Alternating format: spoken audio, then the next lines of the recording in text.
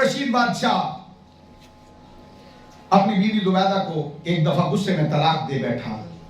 اور طلاق کی مشروط طلاق دی کہ اگر آج رات تو میرے ملک میں رہی تو میں تجھے طلاق دے دوں گا۔ اب خاندان میں سی زبیدہ اور بڑی دانا بیوی تھی، اب کہہ تو گیا غصے میں، بہت سارے لوگ غصے میں طلاق دینے کے بعد آ جاتے ہیں، مولوی صاحب مسئلہ بتائیں اب کیا ہوگا، کیا کفارہ ہے، کیا جرمانہ، کیا اس کا حل ہے۔ اب ہارون الرشید کا دماغ غصے میں کہہ تو گیا لیکن بعد میں سوچا کہ خاندان کی بیوی ہے اور بڑا مسئلہ بنے گا، دانا تھا، اس نے کہا امام اعظم کے پاس بھیجا آدمی کہ جاؤ وہاں سے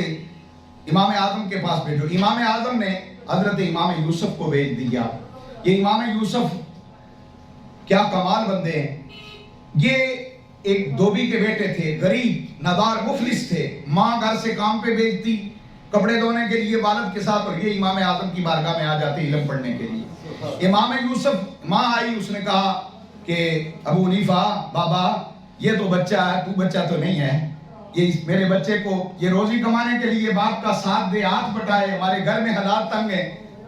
یہ ادھر آ کر آپ کے پاس بیٹھ کر علم پڑھنا شروع ہو جاتا ہے۔ تو امام اعظم نے جو جواب دیا، یہ بڑے سمجھ کی بات، امام اعظم نے جواب دیا کہ مائی تو بات کر رہی ہے اس کی غربت کی اور افلاس کی اور اس کے مستقبل کی، میں تو اسے دیکھ رہا ہوں کہ یہ بادشاہ کے دربار میں فیروزے کے ڈونگے کے اندر یہ فالودہ کھاتا ہوا دیکھ رہا ہوں۔ اب مائی نے کہا ابو حنیفہ بوڑھے ہو گئے ہیں، کہا ابو حنیفہ تمہارا قصور نہیں، بوڑھے ہو گئے ہو، اب ٹھٹھیا گئی ہے تمہاری عقل، اب ایسی ویسی باتیں بول رہے ہو آپ، دھوبی کا بچہ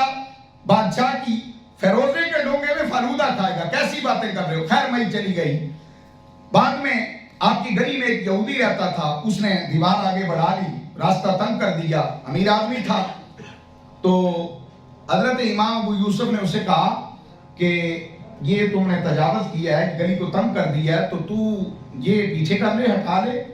اس نے بھی جواباً کہا، اس نے کہا تانا دیا، اس نے کہا جس دن تو پالکی کے بیٹھ کے آئے گا نا، تیری پالکی یہاں سے نہیں گزرے گی، تو اس دن میں دیوار کو ہٹا دوں گا۔ اب حضرت امام اعظم ابو حنیفہ اللہ کے ولی کی نگاہ کہاں تک جاتی ہے، فرمایا کہ میں اس کو بادشاہ کی مجلس میں، کچہری میں، فیروزہ کے برتن میں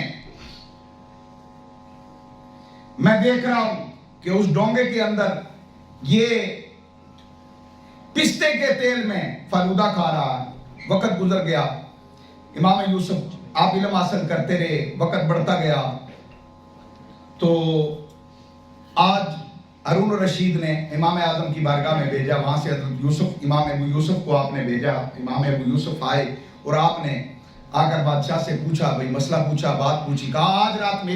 میرے ملک میں اگر آج رات یہ رہے گی تو اس کو طلاق ہے۔ آپ نے فرمایا تو تیرا ملک کس طرح بھیجوں، اب جہاز تو نہیں کہ ہیلی کاپٹر فوری دوڑاؤں اور افغانستان میں بھیج دوں یا ہندوستان میں بھیج دوں، بارڈر ساتھ لگتی ہے، ایران میں بھیج دوں،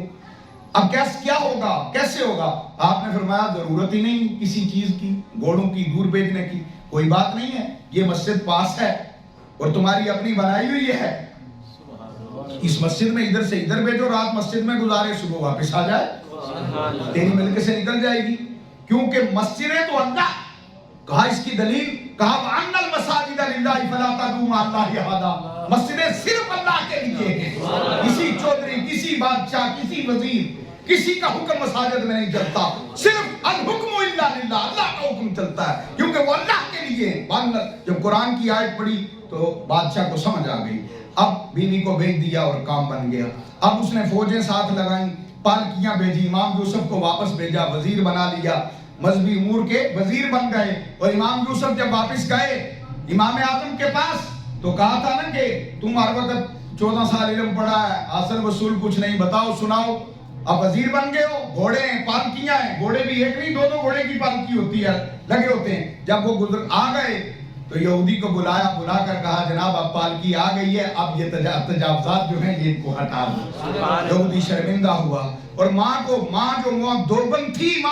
اس ماں کو ابو حنیفہ نے بلایا امام اعظم نے اور فرمایا تو کہتی تھی ابو حنیفہ تیری عقل بوڑھی ہو گئی ہے، بوڑھا ہو گیا ہے، تجھے سمجھ نہیں، بتا